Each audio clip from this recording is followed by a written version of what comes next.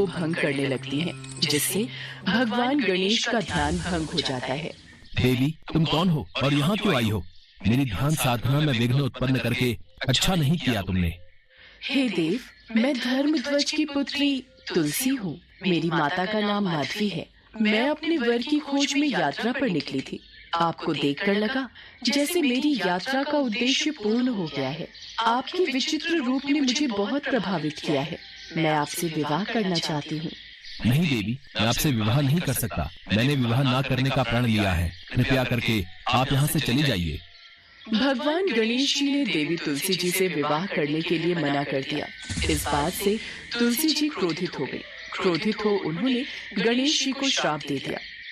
तुम आज शादी करने से मना कर रहे हो और एक समय आएगा जब तुम्हारी 2 शादी होगी और 2 पत्नियों के साथ तुम अपना जीवन व्यतीत करोगे। तुलसी जी के श्राप को कुछ समय बीता। तब तक भगवान गणेश की भी विवाह करने की इच्छा होने लगी, लेकिन उस समय कोई भी देवी देवता अपनी पुत्री का विवाह भगवान गणेश से नहीं करना चाहते थे।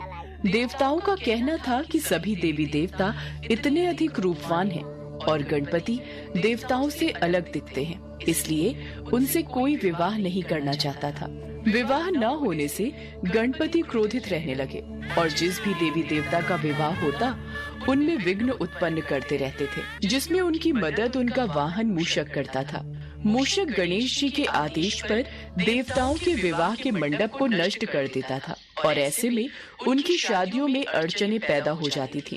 सभी देवी देवता घबरा गए और परेशान होकर भगवान शिव और माता पार्वती के पास पहुँचे।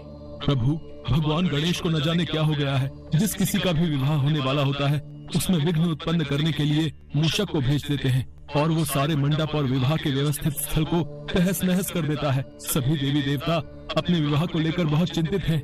इस समस्या का हल ढूंढने के लिए आपको ब्रह्मा जी के पास जाना होगा। वही इस समस्या से निकलने का समाधान बता सकते हैं। इसके बाद सभी देवी देवता ब्रह्मा जी के पास गए और अपनी समस्या बताई। हे ब्रह्मदेव, कुछ कीजिए। अब आप ही समस्या का कोई समाधान बता सकते हैं। आप सभी को घबराने की कोई आवश्यकता नहीं है। हर समस्या का समाधान अवश्य होता है। इतना कहते ही भगवान ब्रह्मा जी ने योग से 2 पुत्रियों को उत्पन्न किया और उनका नाम रिद्धि सिद्धि रखा।